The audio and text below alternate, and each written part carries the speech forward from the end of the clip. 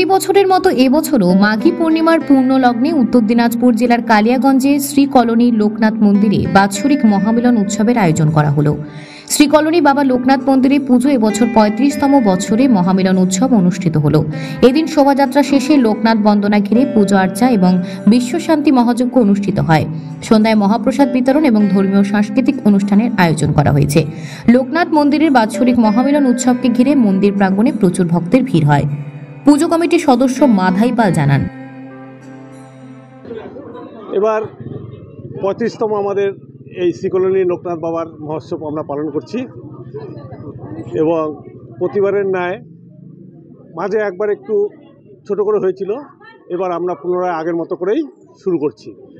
সমস্ত পাড়ার লোকজনদের নিয়ে একটা কমিটি তৈরি করে সকলে মহা উৎসবে সামিল হয়েছি আমরা পাড়ার লোকজন। এখানে কয়দিন ধরে কিছু উৎসব থাকতেছে? এখানে 2 দিন ধরে উৎসব হয়েছে।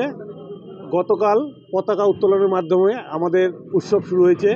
তারপর কালকে সারাদিন আমাদের বিনা পয়সায় ওই ফিজিওথেরাপি ট্রিটমেন্টটা করা হয়েছে এখানে। আজকে আমাদের সকালবেলায় প্রভাত ফেরি হয়নি এই কারণে যেহেতু মাধ্যমিক পরীক্ষা চলছে, মাইক বা অন্যান্য বাদ্যযন্ত্র সেভাবে বাজানোর নিষেধ আছে এবং থানার থেকে সেটাও বলা হয়েছে।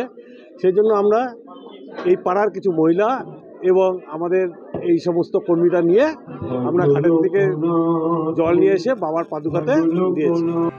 উত্তর দিনাজপুর থেকে বিশেষ প্রতিবেদন, নিউজ টুডে।